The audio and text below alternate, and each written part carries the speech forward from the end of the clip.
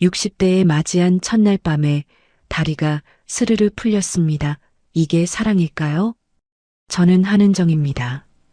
올해 65살이에요. 35년간 중학교에서 미술을 가르쳤죠. 작년에 정년퇴직을 했습니다. 퇴직하고 나니 시간이 너무 많았어요. 아침에 눈을 떠도 출근할 곳이 없었습니다. 붓을 쥔 아이들의 눈빛, 물감 냄새, 복도를 오가는 발소리. 교실에서의 모든 일상이 사라지니 집이 너무 조용했죠. 남편은 3년 전에 먼저 떠났습니다. 딸아이는 결혼해서 미국으로 갔어요. 이제 이 넓은 아파트에 저 혼자만 남았습니다. 처음엔 괜찮다고 생각했어요. 그동안 못했던 것들을 하면 되니까요. 아침 드라마도 보고 산책도 하고 요가 교실도 다녔습니다. 하지만 뭘 해도 마음 한구석이 텅 비어 있는 느낌이었죠. TV는 켜놓기만 하고 소리는 줄여놨어요. 너무 조용하면 제 숨소리만 들리는 게 무서웠거든요. 오늘 저녁은 뭘 먹지? 혼잣말이 늘었습니다. 말 상대가 없으니 저도 모르게 중얼거리게 되더라고요. 가끔 딸아이가 영상통화를 걸어오면 억지로 밝게 웃었습니다. 엄마 잘 지내. 걱정 마. 하지만 전화를 끊고 나면 다시 고요만 남았죠. 그렇게 몇 달을 보냈을까요? 어느 날 복지센터 게시판 앞을 지나가다가 전단지 하나가 눈에 들어왔어요. 형광 노란색 종이에 초록색 글씨로 이렇게 적혀 있었습니다. 원예 치유 프로그램 식물과 함께하는 마음의 봄. 식물이라. 저는 식물을 키워본 적이 없었어요. 아파트 베란다에 화분 하나 놓아본 적도 없었죠. 그런데 그 문구가 자꾸 마음에 걸렸습니다. 마음의 봄. 제게도 그런 게 올 수 있을까요? 며칠을 고민하다가 결국 신청을 했습니다. 잃을 것도 없었으니까요. 첫 수업날 식물원 입구에 섰을 때의 기분을 아직도 기억해요. 유리온실 안에서 풍겨나오는 흙냄새와 풀냄새. 오랜만에 맡아보는 자연의 향기였죠. 온실 안으로 들어가니 여러 사람들이 앞치마를 두르고 화분 앞에 앉아 있었습니다. 저도 빈자리를 찾아 앉았어요. 강사 선생님이 흙 파는 법, 모종 심는 법을 설명했죠. 손에 흙을 묻히는 게 처음엔 어색했습니다. 하지만 차가운 흙을 만지작거리다 보니 이상하게 마음이 가라앉았어요. 수업이 끝나고 화분을 들고 온실 밖으로 나오는데 구석진 곳에서 한 남자가 시든 나뭇가지를 다듬고 있었습니다. 낡은 고무장갑을 끼고 허리를 숙인 채 조심스럽게 가위질을 하고 있었죠. 나이는 70쯤 되어 보였습니다. 얼굴에 주름이 깊게 패여 있었지만 눈빛만은 또렷했어요. 저는 그냥 지나치려다가 문득 멈춰섰습니다. 그 남자가 다듬던 나무가 너무 말라 보였거든요. 이미 죽은 것 같았어요. 저 나무 살릴 수 있나요? 제가 물었습니다. 남자가 고개를 들더니 저를 바라봤죠. 그리고는 나무를 한번 쓰다듬으며 조용히 말했어요. 식물도 사람처럼 기다림이 필요합니다. 목소리가 낮고 차분했습니다. 뭔가 확신에 찬 말투였죠. 저는 그 말이 묘하게 마음에 걸렸어요. 기다림이라니. 저도 뭔가를 기다리고 있었던 걸까요? 저는 박도연이라고 합니다. 여기서 정원사로 일하고 있어요. 그가 고무장갑을 벗으며 자기소개를 했습니다. 손등에 흙이 묻어 있었어요.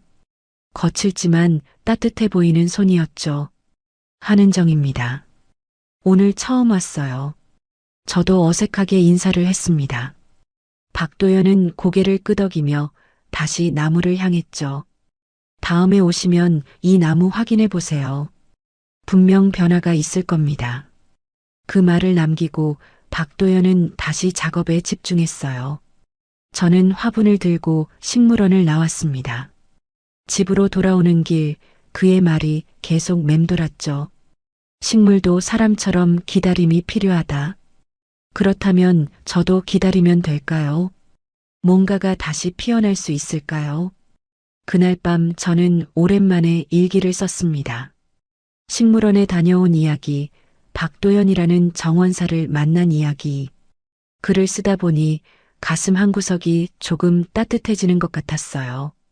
아주 작은 변화였지만 분명히 뭔가 달라지고 있었습니다. 다음 주 수업이 기다려졌습니다. 그 말라 보이던 나무가 정말 살아날지 궁금했거든요. 아니, 솔직히 말하자면 박도연이라는 사람이 궁금했는지도 모릅니다. 그의 조용한 눈빛과 차분한 목소리가 자꾸 떠올랐어요. 일주일이 지나고 저는 다시 식물원을 찾았습니다. 온실 구석으로 가보니 박도연이 또 그 자리에 있었어요. 그리고 그 나무를 여전히 돌보고 있었습니다. 일주일 후 다시 식물원을 찾았을 때 제일 먼저 한 일은 그 나무를 확인하는 거였어요. 박도연이 돌보던 말라비틀어진 나무. 온실 구석으로 발걸음을 옮겼습니다. 그런데 놀랍게도 나무에 작은 변화가 생겨 있었어요. 가지 끝에 연두색 새싹이 돋아나 있었습니다. 어머, 저도 모르게 감탄이 나왔죠. 분명 죽은 줄 알았던 나무였는데 그 작은 새싹이 신기하게 느껴졌어요. 변화가 보이시죠? 뒤에서 박도연의 목소리가 들렸습니다. 저는 고개를 돌렸어요. 그가 물뿌리개를 들고 서 있었죠. 정말 살아났네요. 어떻게 이렇게 된 거예요? 제가 물었습니다. 박도연은 나무 곁으로 다가와 새싹을 조심스럽게 만졌어요. 매일 물을 주고 햇빛 잘 드는 곳으로 옮겨줬습니다. 그게 다예요. 그의 대답은 간단했어요. 하지만 그 간단한 일을 매일 한다는 게 쉬운 일은 아니겠죠. 저는 새싹을 한참 바라봤습니다. 이렇게 작은 생명이 다시 피어날 수 있다니. 그날부터 저는 매주 식물원에 나갔습니다. 원예치유 수업은 한 달에 2번이었지만 저는 수업이 없는 날에도 식물원을 찾았어요. 제 화분을 돌보러 간다는 핑계였지만 사실은 박도연을 보고 싶었는지도 모릅니다. 식물원에 가면 박도연은 늘 어딘가에서 일하고 있었어요. 시들어가는 꽃을 돌보거나 버려진 화분을 정리하거나 온실 유리를 닦고 있었죠. 말수는 적었습니다. 하지만 식물을 대하는 그의 손길에는 따뜻함이 있었어요. 어느 날은 쓰레기통 옆에 버려진 화분을 주워 오더라고요. 흙도 바싹 말라 있고 잎도 다 시들어 있었습니다. 보통 사람 같으면 그냥 버렸을 거예요. 이건 왜 가져오세요? 이미 죽은 것 같은데. 제가 물었습니다. 박도연은 화분을 작업대에 올려놓으며 말했어요. 아직 뿌리가 살아 있습니다. 다시 살아날 수 있어요. 그는 마른 잎을 조심스럽게 떼어내고 새 흙을 채워 넣었어요. 물을 주고 햇빛 좋은 곳에 놓았습니다. 그 모습을 보며 저는 생각했어요. 이 사람은 포기하는 법을 모르는 사람이구나. 몇 주가 지났습니다. 박도연이 살려낸 화분들이 하나둘씩 초록빛을 되찾기 시작했어요. 처음엔 작은 새싹이 돋아나고 이어서 잎이 피고 마침내 꽃이 피었습니다. 그 과정을 지켜보는 게 묘하게 즐거웠어요. 어느 날 저는 박도연에게 물었습니다. 어떻게 그렇게 식물을 잘 살리세요? 비결이 있나요? 박도연은 잠시 생각하더니 대답했어요. 비결은 없습니다. 그냥 매일 보는 거죠. 관심을 주는 거예요. 물이 필요한지, 햇빛이 필요한지 그냥 바라보면 알게 됩니다. 그의 말에 뭔가 깨달음 같은 게 왔어요. 식물도 사람처럼 관심이 필요한 거구나. 누군가 지켜봐 주는 게 필요한 거구나. 어느 날 오후 저는 제 화분 앞에 앉아 있었습니다. 수업 시간에 심었던 허브였어요. 열심히 키웠는데 잎이 자꾸 노랗게 변했죠. 걱정이 되어서 한숨을 쉬고 있었어요. 물을 너무 많이 주셨네요. 박도연이 다가와 말했습니다. 그는 화분을 들어 흙을 확인했어요. 허브는 물을 적게 줘야 합니다. 흙이 마를 때까지 기다렸다가 주세요. 아, 그렇군요. 물을 많이 주는 게 좋은 줄 알았어요. 제가 말했습니다. 박도연은 고개를 저었어요. 식물마다 다릅니다. 어떤 건 물을 많이 필요로 하고 어떤 건 적게 필요로 하죠. 중요한 건 그 식물이 무엇을 원하는지 아는 겁니다. 그날 저는 박도연과 한참을 이야기했어요. 식물 이야기, 정원 이야기. 그는 생각보다 말이 많았습니다. 자기가 좋아하는 것에 대해서는요. 저 나무 기억하세요? 처음 오셨을 때 보셨던. 박도연이 온실 구석을 가리켰어요. 제가 처음 봤던 그 말라있던 나무였습니다. 당연히 기억하죠. 그 나무가. 말을 하다가 저는 눈을 크게 떴습니다. 그 나무에 분홍색 꽃이 가득 피어 있었거든요. 작은 꽃들이 가지마다 주렁주렁 달려 있었어요. 죽은 줄 알았던 나무가 다시 피었어요. 제 목소리가 떨렸습니다. 너무 놀랍고 신기했어요. 박도연은 조용히 미소 지었습니다. 죽은 게 아니라 누군가 물 주길 기다린 거죠. 그 말이 가슴에 와닿았어요. 저도 그랬습니다. 죽은 것처럼 텅 빈 마음으로 살아왔지만 사실은 누군가를 기다리고 있었던 거예요. 마음에 물을 줄 누군가를요. 그날 저녁 집으로 돌아오는 길 발걸음이 가벼웠습니다. 가슴 한구석에서 무언가 따뜻한 게 피어오르는 느낌이었어요. 아파트 현관문을 열고 들어서니 여전히 조용했습니다. 하지만 예전처럼 무섭지는 않았어요. 거실 창가에 제 화분을 놓고 물을 줬습니다. 박도연이 알려준 대로 흙이 마른 걸 확인하고 조금만 줬어요. 허브 잎을 만지며 속삭였습니다. 너도 기다리고 있었구나. 내가 잘 돌봐줄게. 그날 밤 저는 오랜만에 편안하게 잠들었어요. 꿈속에서 저는 식물원을 걷고 있었습니다. 초록빛 나뭇잎들 사이로 햇살이 쏟아지고 어디선가 박도연의 목소리가 들려왔어요. 다음 주가 기다려졌습니다. 식물원에 가는 발걸음이 조금씩 설레기 시작했어요. 박도연의 손끝에서 되살아나는 초록빛이 제 가슴에도 번지고 있었습니다. 박도연과 가까워질수록 저는 그에 대해 궁금한 게 많아졌습니다. 그는 식물에 대해선 많은 이야기를 했지만 자신에 대해선 거의 말하지 않았어요. 어디서 살고 가족은 있는지, 왜 정원사가 되었는지 그런 것들이 궁금했죠. 어느 날 오후 저는 박도연이 온실 안에서 화분을 옮기는 걸 도와주고 있었습니다. 무거운 화분을 들다가 그가 잠깐 허리를 펴고 숨을 고르는 순간이 있었어요. 그때 제 눈에 뭔가 반짝이는 게 들어왔습니다. 박도연의 목에 은색 열쇠 하나가 걸려 있었어요. 가느다란 체인에 매달린 작은 열쇠였습니다. 햇빛에 반사되어 반짝였죠. 낡아 보였어요. 오래된 물건 특유의 빛바랜 느낌이 있었습니다. 그 목걸이 예쁘네요. 제가 무심코 말했습니다. 박도연이 고개를 숙여 열쇠를 내려다봤어요.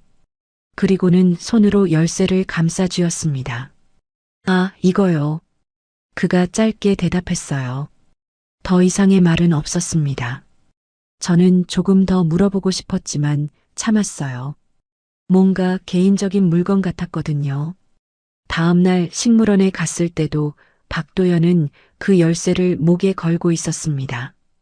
그제야 저는 깨달았어요.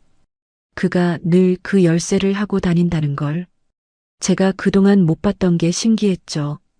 며칠 후 저는 용기를 내서 물어봤습니다. 박도연 씨, 그 열쇠는 무슨 열쇠예요? 늘 목에 걸고 다니시더라고요.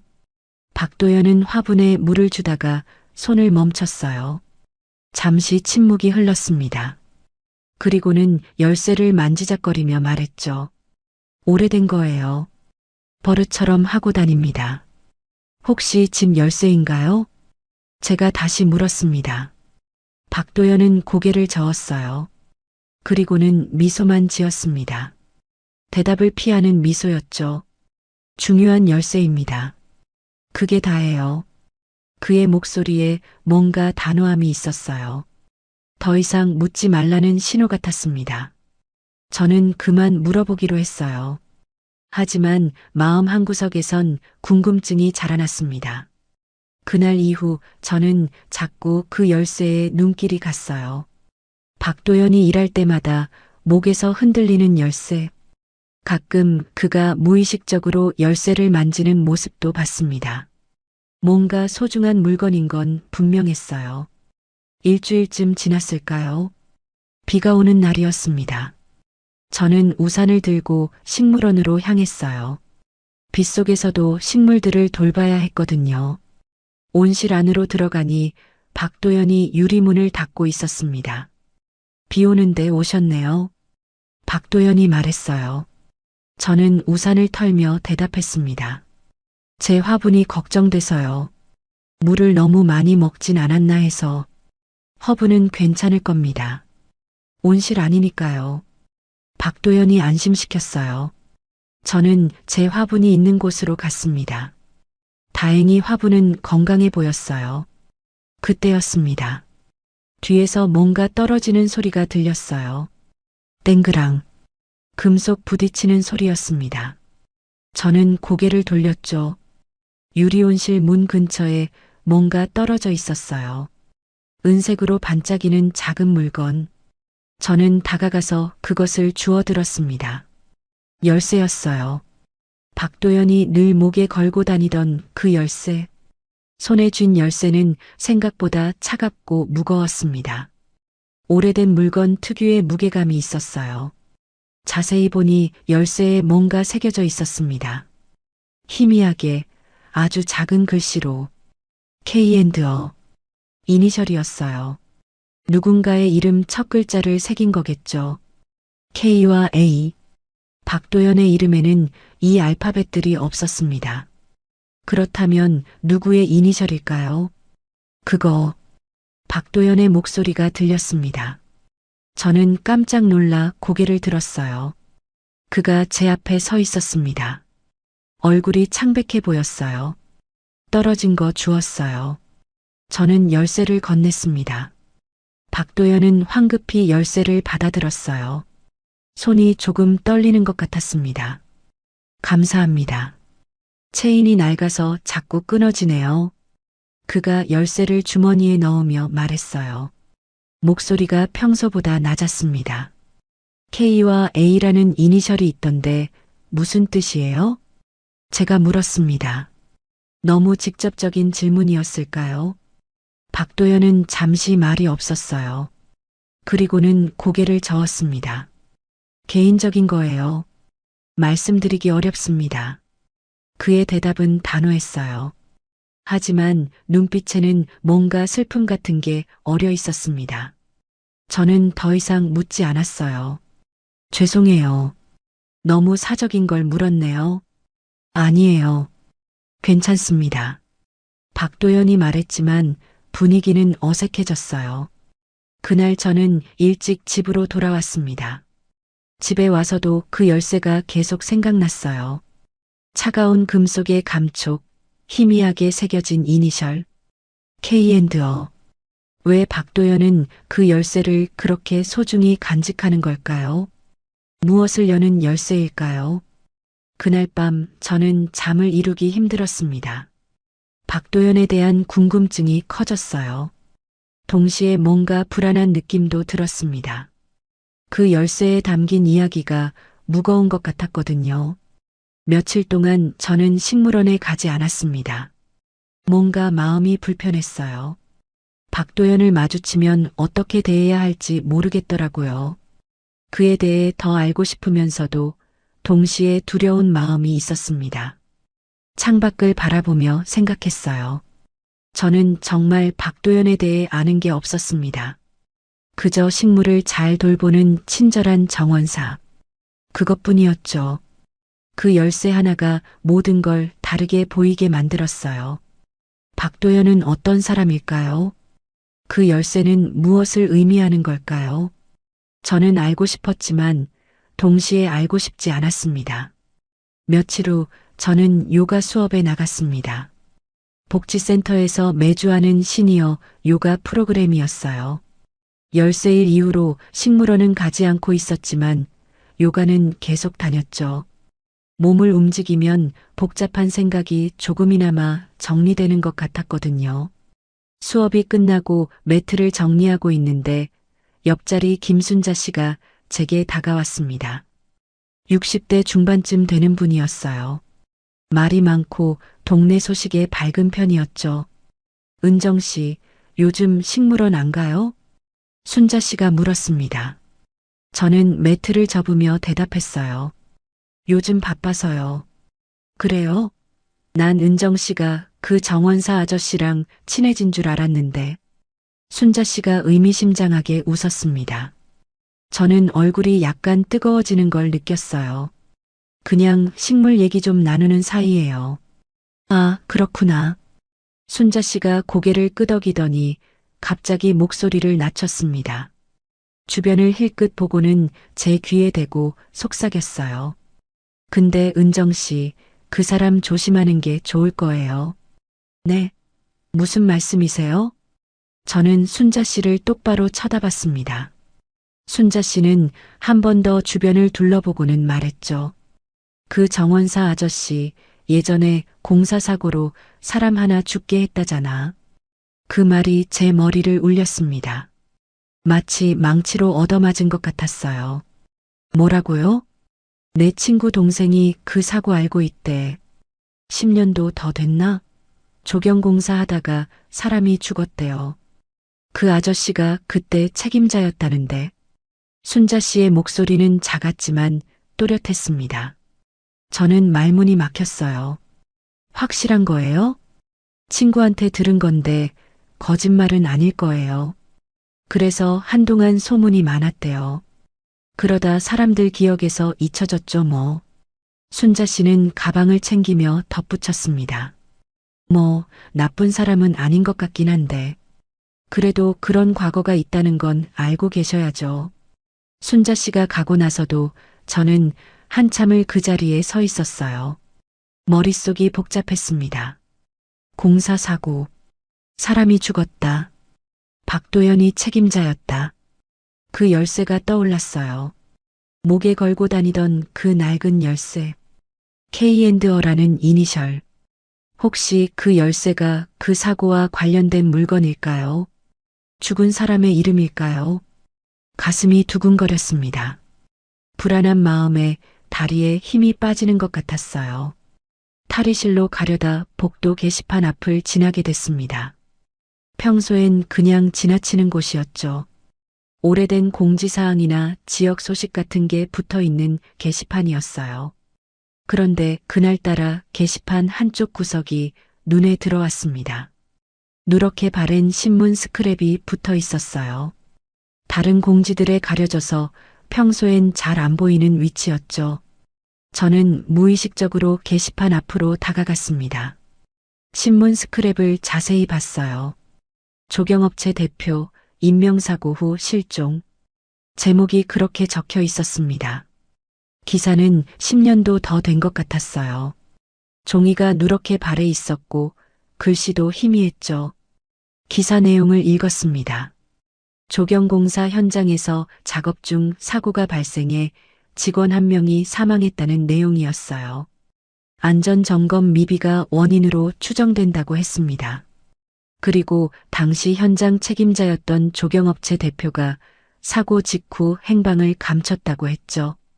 기사 옆에는 작은 사진이 붙어 있었습니다. 흑백 사진이었어요.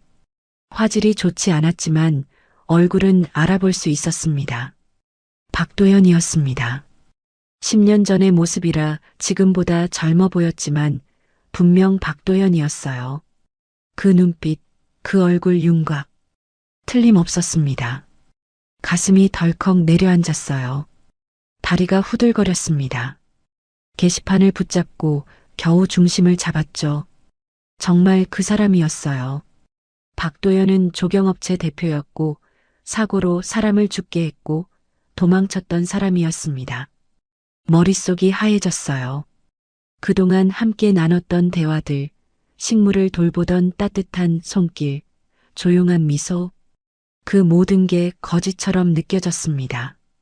저는 비틀거리며 복지센터를 나왔어요. 집으로 돌아오는 길이 기억나지 않습니다. 그저 멍하니 걸었던 것 같아요. 집에 도착해서도 한참을 소파에 앉아 있었습니다. 창밖을 바라보며 생각했어요. 박도연은 왜 그 사실을 숨겼을까요? 아니, 굳이 말할 이유도 없었겠죠. 저와 그는 그저 식물원에서 만난 사이일 뿐이었으니까요. 하지만 저는 그를 믿기 시작했었어요. 마음을 열기 시작했었습니다. 그런데 이런 비밀이 있었다니. 며칠이 지났습니다. 저는 식물원에 가지 않았어요. 복지센터에도 나가지 않았습니다.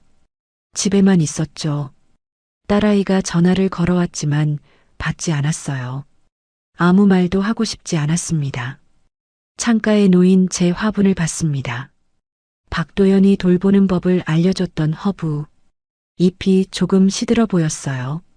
물을 줘야 하는데 손이 가지 않았습니다. 어느 날 오후 현관 앞에 작은 상자가 놓여 있었습니다. 문 앞에 조심스럽게 놓여 있었어요. 상자를 열어보니 작은 화분이 들어 있었습니다. 그리고 쪽지 한 장. 건강하게 자라고 있습니다. 언제든 오세요. 박도연의 글씨였어요. 저는 쪽지를 구겨 쓰레기통에 버렸습니다. 화분은 베란다 구석에 놓아뒀죠. 박도연은 이유를 묻지 않았습니다. 제가 왜 오지 않는지 전화하지도 찾아오지도 않았어요. 그저 묵묵히 기다리고 있는 것 같았습니다. 하지만 저는 돌아갈 수 없었어요. 두려웠습니다. 그 사람이, 그 비밀이. 일주일이 지났습니다. 저는 여전히 집에만 있었어요. 밖에 나가는 게 두려웠습니다. 혹시 박도연을 마주칠까봐.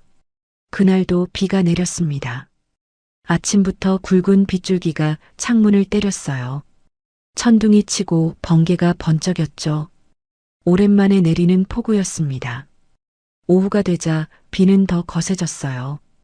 우산을 써도 소용없을 정도였죠. 저는 창가에 서서 비를 바라봤습니다.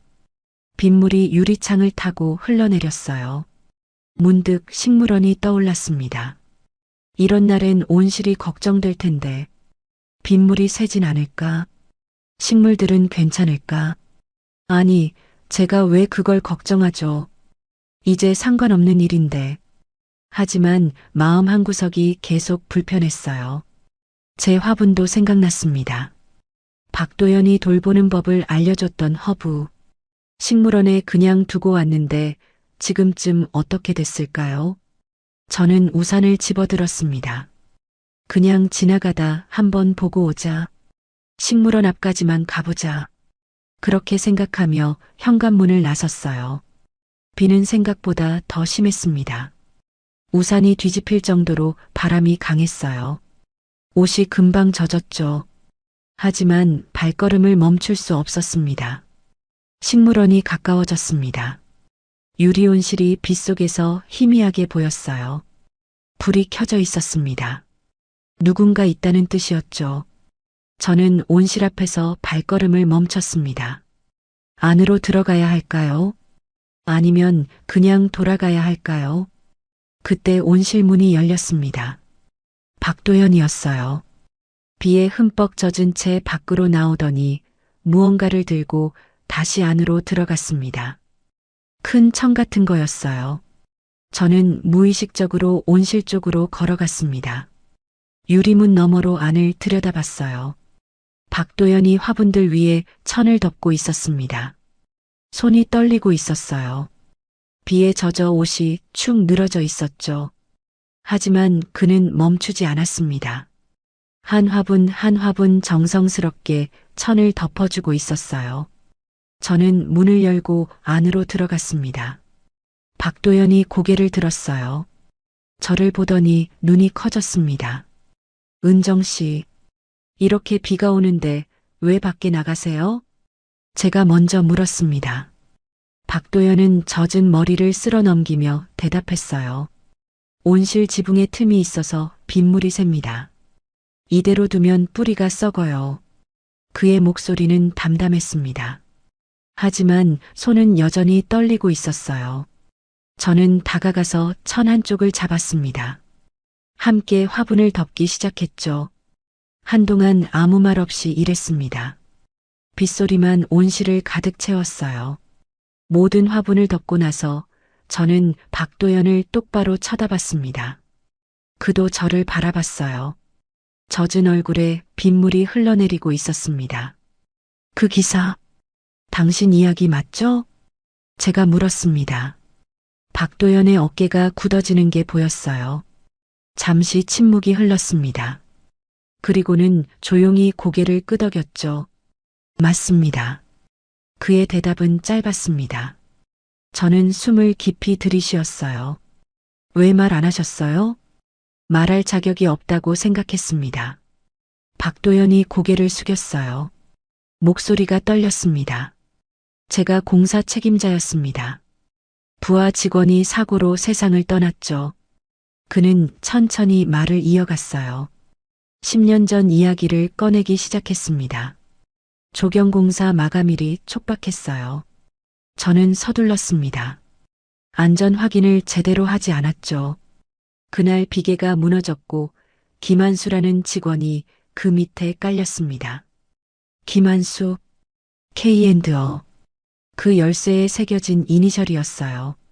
그 자리에서 숨졌습니다. 젊은 친구였어요. 결혼한 지 얼마 안 됐고 아이가 곧 태어날 예정이었죠. 박도연의 목소리가 갈라졌습니다. 눈시울이 붉어지는 게 보였어요.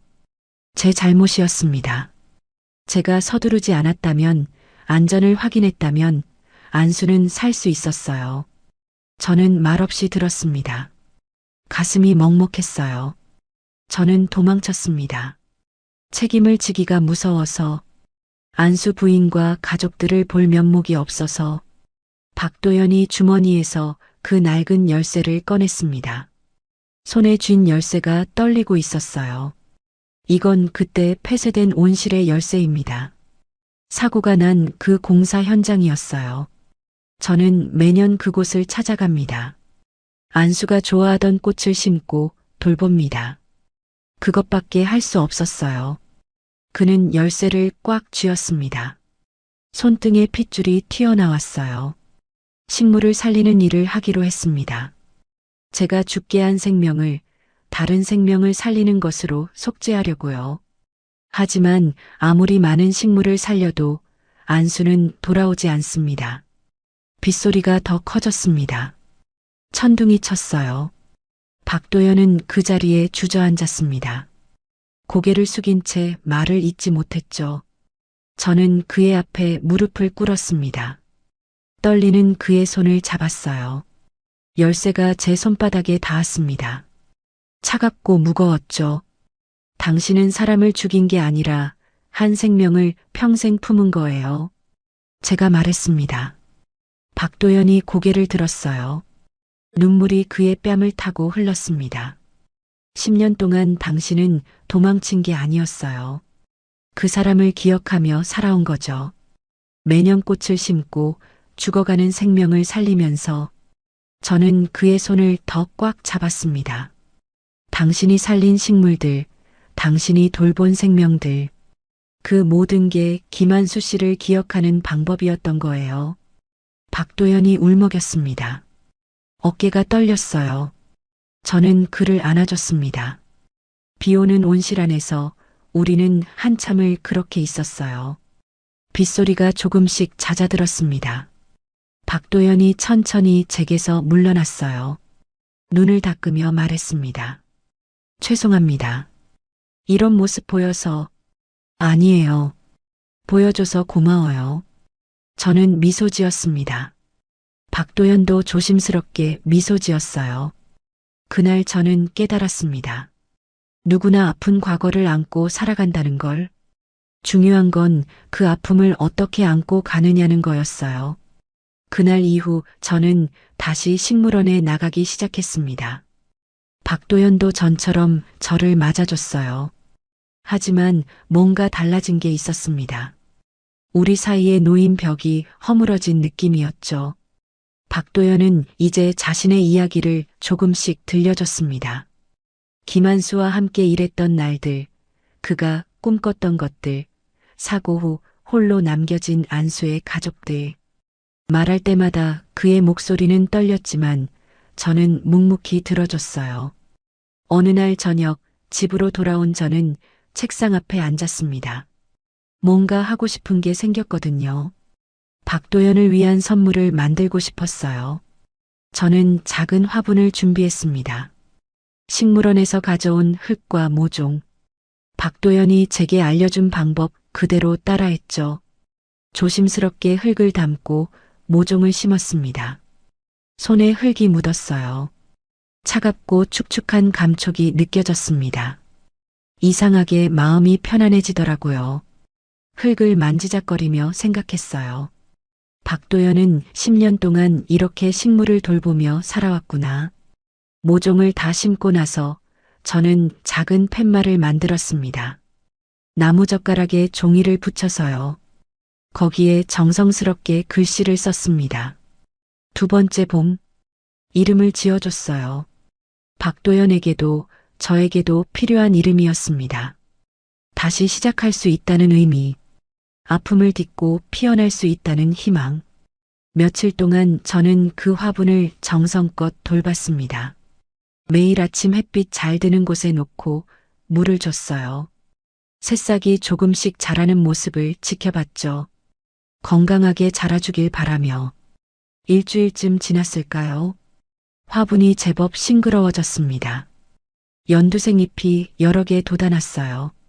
이제 박도연에게 줄 때가 된 것 같았습니다.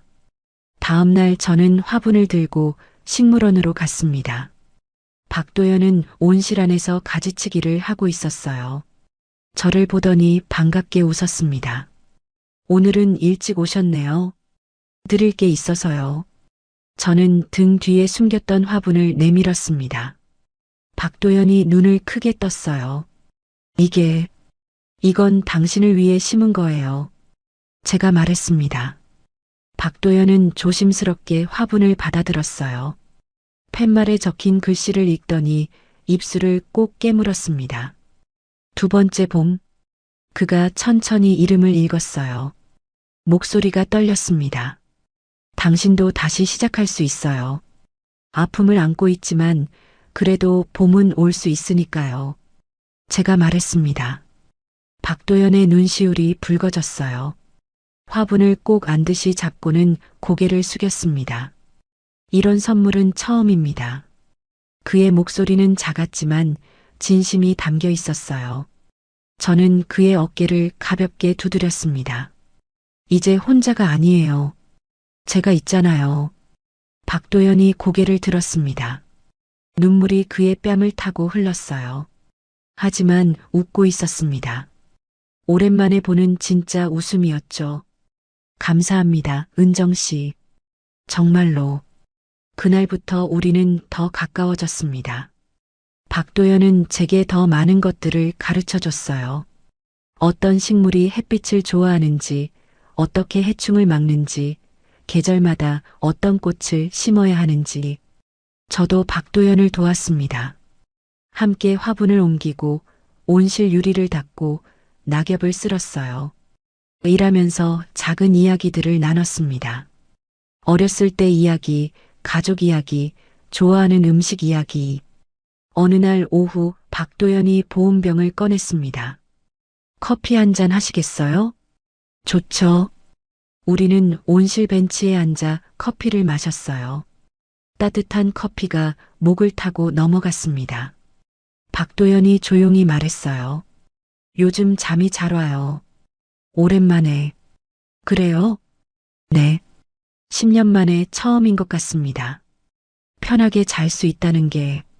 박도연이 커피를 한 모금 마셨습니다.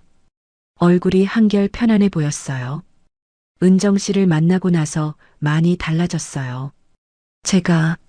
저도요. 당신을 만나고 많이 변했어요.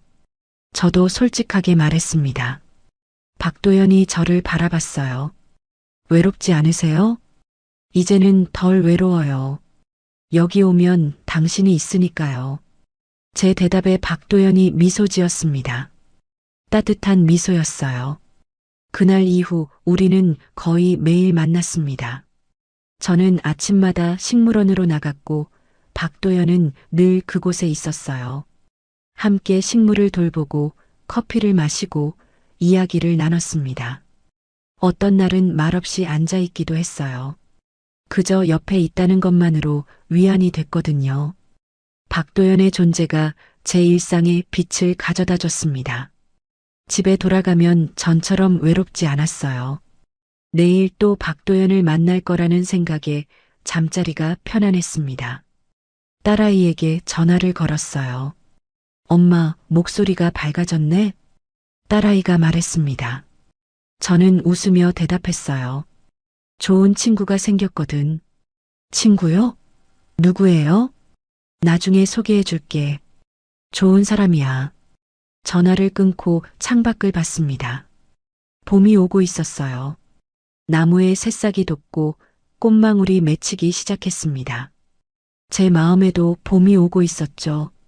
박도연이 준 두 번째 봄 화분을 바라봤습니다. 아니, 이제는 제가 박도연에게 준 화분이었어요. 우리 둘의 화분, 우리의 새로운 시작. 잎이 무럭무럭 자라고 있었습니다. 건강하고 싱그러웠어요. 마치 우리의 관계처럼 말이죠. 저는 조용히 미소 지었습니다. 오랜만에 느끼는 행복이었어요. 박도연과 함께라면 우리는 괜찮을 것 같았습니다. 서로의 상처를 감싸 안으며 천천히 치유해 나갈 수 있을 것 같았죠. 밤하늘에 별이 반짝였습니다. 저는 창가에 서서 한참을 하늘을 바라봤어요. 내일 또 식물원에 가야겠다는 생각을 하며 겨울이 지나고 봄이 왔습니다. 어느새 식물원에 나간 지도 몇 달이 지났어요. 박도연과 저는 이제 매일 함께 시간을 보냈습니다. 식물을 돌보고 이야기를 나누고 가끔은 그냥 조용히 함께 있었죠. 3월 말 식물원의 벚나무에 꽃망울이 맺히기 시작했습니다. 박도연은 매일 나무를 올려다보며 중얼거렸어요. 곧 필 거예요. 올해는 일찍 피는 것 같습니다. 저도 기다려졌어요. 벚꽃이 피면 얼마나 아름다울까. 박도연과 함께 보는 첫 봄이었으니까요. 4월 첫째 주 드디어 벚꽃이 피기 시작했습니다. 아침에 식물원에 갔을 때는 몇 송이만 피어 있었는데 오후가 되자 나무 전체가 분홍빛으로 물들었어요. 와, 저도 모르게 감탄이 나왔습니다. 정말 아름다웠거든요. 벚꽃 아래 선이 꽃잎이 바람에 흩날렸어요. 햇살에 반짝이는 꽃잎들이 눈처럼 떨어졌습니다. 박도연이 제 옆에 섰습니다. 함께 벚꽃을 올려다봤어요. 한참을 말없이 서 있었죠. 아름답네요. 제가 말했습니다. 박도연이 고개를 끄덕였어요. 매년 보지만 볼 때마다 새롭습니다. 올해는 특히 더 아름다운 것 같네요. 왜요? 함께 볼 사람이 있어서요. 박도연이 저를 바라보며 말했습니다. 제 가슴이 두근거렸어요. 얼굴이 뜨거워지는 게 느껴졌죠. 은정 씨. 박도연이 조용히 제 이름을 불렀습니다. 네. 이 꽃이 피면 저는 매년 새로운 이름을 붙입니다. 새로운 이름이요? 네. 그 애를 기억하기 위해서요. 작년엔 회복이라고 불렀습니다. 재작년엔 참회였죠. 박도연이 벚꽃을 올려다보며 말했어요. 올해는 뭐라고 부르실 거예요? 제가 물었습니다. 박도연이 저를 똑바로 쳐다봤어요. 눈빛이 진지했습니다. 이번엔 은정꽃이라 부르고 싶네요. 그 말에 제 심장이 크게 뛰었습니다. 은정꽃이라니. 제 이름을 붙인다는 거잖아요. 저를 기억하고 싶으신 거예요? 그렇습니다. 당신을 만난 이 봄을 평생 기억하고 싶어요. 박도연의 목소리는 떨리고 있었지만 확신에 차 있었어요. 저는 가슴이 벅차올랐습니다. 눈물이 날 것 같았죠. 저도 이 봄을 잊지 않을 거예요. 제가 말했습니다. 박도연이 미소 지었어요. 따뜻하고 환한 미소였습니다. 박도연은 주머니에서 뭔가를 꺼냈습니다. 작은 천주머니였어요. 조심스럽게 열더니 그 안에서 씨앗 하나를 꺼내 제 손바닥에 올려놨습니다. 아주 작은 씨앗이었어요. 손톱만한 크기. 갈색빛이 도는 씨앗이었죠. 이건 뭐예요? 제가 처음 심은 나무의 후손입니다. 박도연이 설명했어요. 20살 때 처음 조경일을 시작하면서 심었던 나무가 있습니다. 벚나무였죠. 몇 년 전 그 나무에서 씨앗을 받았어요. 소중하게 간직해뒀습니다. 저는 손바닥에 씨앗을 조심스럽게 들여다봤어요. 이 작은 씨앗이 나무가 된다니 신기했습니다. 이 씨앗을 함께 심어주시겠어요? 박도연이 물었습니다. 제 손을 꼭 잡으며 말했죠. 함께요? 네. 우리 둘이 함께 심는 겁니다. 그리고 함께 돌보는 거예요. 박도연의 눈빛이 간절했어요. 저는 고개를 끄덕였습니다. 물론이죠. 함께 심어요. 우리는 식물원 한쪽 구석으로 갔습니다. 햇빛이 잘 드는 곳이었어요. 박도연이 미리 준비해둔 모종삽과 물을 가져왔습니다.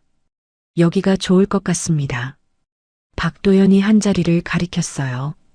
저도 고개를 끄덕였죠. 우리는 함께 땅을 팠습니다.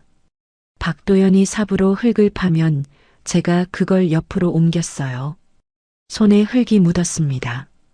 차갑고 축축한 흙의 감촉이 좋았어요. 구덩이가 적당히 파지자 박도연이 제 손을 잡았습니다. 제 손바닥에 있던 씨앗을 함께 감싸주었죠. 같이 심어요. 우리는 함께 씨앗을 구덩이에 넣었습니다. 조심스럽게 흙을 덮고 물을 줬어요. 박도연이 작은 팻말을 꽂았습니다. 거기엔 이렇게 적혀 있었어요. 은정과 도연의 나무. 제 눈에서 눈물이 흘렀습니다. 기쁜 눈물이었어요. 박도연도 눈시울을 붉혔습니다. 이 나무가 자라는 동안 우리도 함께 할 수 있을까요? 제가 물었습니다. 박도연이 제 손을 꼭 잡았어요. 당연합니다. 다음 봄에도 그 다음 봄에도 함께 볼 거예요. 이 나무가 자라는 걸 지켜보면서요. 약속이에요. 약속합니다. 우리는 손을 맞잡은 채 방금 심은 씨앗을 바라봤습니다. 지금은 흙 속에 묻혀 보이지 않지만 곧 싹이 날 거예요. 그리고 자라서 나무가 되겠죠. 마치 우리의 관계처럼요. 처음엔 작고 약했지만 시간이 지나며 단단해지고 자라나는 것처럼. 박도연이 조용히 말했습니다. 은정 씨, 저와 함께 해주셔서 감사합니다. 저야말로 고마워요. 당신이 제 삶에 다시 봄을 가져다 줬어요. 우리는 벚꽃나무 아래 섰습니다. 꽃잎이 바람에 날려 우리 주위로 떨어졌어요. 분홍빛 눈이 내리는 것 같았습니다. 박도연이 제 어깨에 손을 올렸습니다. 저는 그의 어깨에 머리를 기댔어요. 따뜻했습니다. 편안했죠? 행복해요. 제가 속삭였습니다. 박도연이 대답했어요. 저도요. 정말로. 우리는 한참을 그렇게 서 있었습니다. 벚꽃 아래서 봄바람을 맞으며 방금 심은 씨앗이 자라날 그 자리를 바라보면서요. 그날 저녁 집으로 돌아오는 길에 저는 계속 미소를 지었습니다. 가슴이 따뜻했어요. 65살에 이런 감정을 느낄 수 있다니 믿기지 않았습니다. 하지만 이건 분명한 현실이었어요. 박도연이라는 사람이 제 삶에 들어왔고 우리는 함께 나무를 심었습니다. 다음 봄을 약속했죠. 창밖을 보니 벚꽃이 바람에 흩날리고 있었습니다. 은정꽃, 제 이름을 붙인 꽃, 그 꽃들이 봄바람에 춤추고 있었어요. 씨앗을 심은 지 석 달이 지났습니다. 작은 싹이 나더니 어느새 손바닥만 한 묘목으로 자랐어요. 박도영과 저는 매일 그 나무를 돌봤습니다. 물을 주고 잡초를 뽑고 햇빛을 가리는 가지들을 쳐냈죠. 그리고 그 석 달 동안 우리 사이에도 변화가 있었습니다. 어느 날 저녁 박도연이 조심스럽게 물었어요. 은정 씨, 저와 함께 살아주시겠습니까? 순간 제 심장이 멈추는 것 같았습니다. 박도연은 진지한 표정으로 저를 바라보고 있었어요. 함께요? 네. 저는 혼자 작은 집에 삽니다. 크진 않지만 둘이 살기엔 충분해요. 무엇보다 정원이 있습니다. 박도연이 제 손을 잡았습니다. 매일 아침 눈 뜨면 당신이 곁에 있었으면 좋겠어요. 함께 아침을 먹고 식물원에 가고 저녁에 함께 집으로 돌아오고 싶습니다. 제 눈에서 눈물이 흘렀어요. 65살에 이런 프로포즈를 받을 줄은 몰랐습니다. 좋아요. 함께 살아요.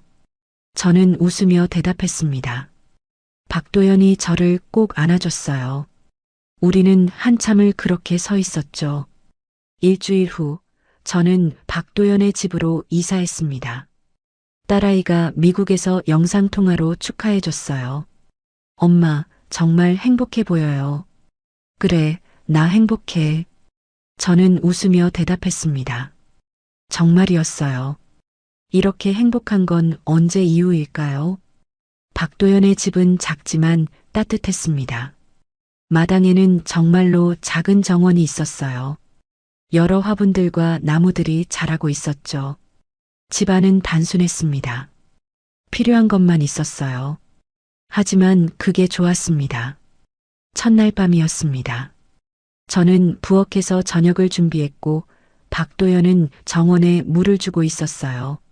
창문 너머로 그의 모습이 보였습니다. 저녁 노을을 받으며 화분에 물을 주는 뒷모습, 평화로워 보였어요. 저녁을 먹고 우리는 거실 소파에 나란히 앉았습니다. 창밖으로 별이 보였어요. 한참을 조용히 앉아 있다가 제가 먼저 말을 꺼냈습니다. 이게 사랑이겠죠? 박도연이 저를 돌아봤어요. 사랑요? 네. 젊었을 땐 사랑이 불꽃 같은 거라고 생각했어요. 뜨겁고 격렬한 것. 그런데 지금은 다르더라고요. 저는 박도연의 손을 잡았습니다. 불꽃 대신 흙냄새가 나니까요. 조용하고 편안하고 매일 곁에 있어도 질리지 않는 것. 이게 사랑인 것 같아요. 박도연이 제 손을 꼭 쥐었습니다. 거칠지만 따뜻한 손이었어요. 저도 그렇게 생각합니다. 꽃이 필 땐 항상 떨립니다. 떨려요? 네. 몇 번을 봐도 꽃이 피는 순간은 떨려요. 당신을 볼 때마다 그런 느낌입니다. 떨리고 설레고 감사해요.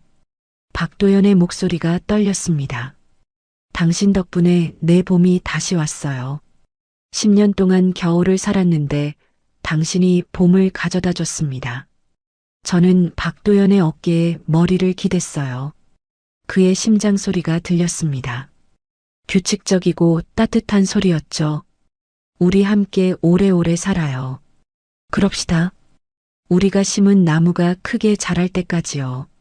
우리는 손을 꼭 잡고 앉아 있었습니다. 창밖으로 별이 반짝이고 정원에서는 풀벌레 소리가 들려왔어요.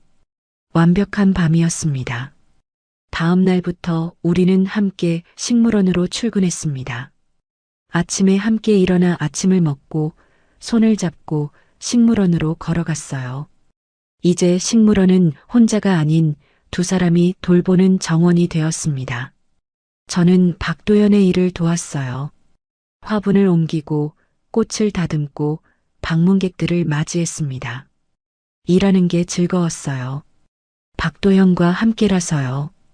점심시간이면 우리는 벤치에 앉아 도시락을 먹었습니다. 제가 아침에 싸온 김밥이나 주먹밥, 박도연은 늘 맛있다고 했어요. 세상에서 제일 맛있습니다. 거짓말. 그냥 김밥인데. 진심입니다. 당신이 만든 거니까요. 우리는 웃으며 밥을 먹었습니다. 그런 소소한 순간들이 행복이었어요. 계절이 바뀌었습니다. 여름이 오고 가을이 오고 다시 겨울이 왔어요. 우리가 심은 나무는 꾸준히 자랐습니다. 이제 제 허리 높이까지 자랐죠. 어느 겨울날 박도연이 그 나무 옆에 작은 팻말을 만들어 세웠습니다. 나무로 깎아 만든 예쁜 팻말이었어요. 거기에 이렇게 새겨져 있었습니다. 두 번째 봄 마이너스 한은정 앤드 박도연. 저는 그 팻말을 보며 울었습니다. 기쁜 눈물이었어요. 박도연이 저를 안아줬습니다. 우리의 나무예요. 우리의 봄이고요. 고마워요, 도연 씨. 저야말로 고맙습니다, 은정 씨. 그날 저녁 우리는 집 거실에 앉아 사진첩을 봤습니다. 제가 찍어뒀던 사진들이었어요. 식물원에서 일하는 박도연, 함께 심은 나무, 벚꽃 아래서 찍은 우리 둘. 행복한 사진들이네요. 박도연이 말했습니다. 저는 고개를 끄덕였어요. 앞으로 더 많은 사진을 찍을 거예요. 우리의 이야기로 가득 채울 거예요. 좋습니다. 평생 함께 채워갑시다. 우리는 사진첩을 덮고 차를 마셨습니다. 따뜻한 허브차였어요. 제가 키운 허브로 만든 차였죠. 창밖으로 눈이 내리기 시작했습니다.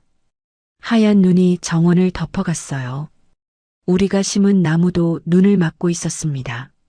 내년 봄이면 우리 나무에도 꽃이 필까요? 제가 물었습니다. 박도연이 고개를 끄덕였어요. 아마도요. 벚나무는 보통 3, 4년이면 꽃을 피웁니다. 내년이면 볼 수 있을 거예요. 기대되네요. 저도요. 당신과 함께 볼 첫 번째 꽃이니까요. 우리는 손을 잡고 눈 내리는 정원을 바라봤습니다. 고요하고 평화로웠어요. 이제 저는 외롭지 않았습니다. 옆에 박도연이 있었으니까요. 65살에 만난 사랑이지만 늦은 게 아니었어요. 오히려 지금이 딱 맞는 시기였습니다. 인생의 아픔을 겪고 서로를 이해할 수 있는 나이가 됐으니까요. 박도연이 제 어깨에 머리를 기댔습니다. 저는 그의 손을 꼭 쥐었어요. 우리의 두 번째 봄은 이제 막 시작이었습니다.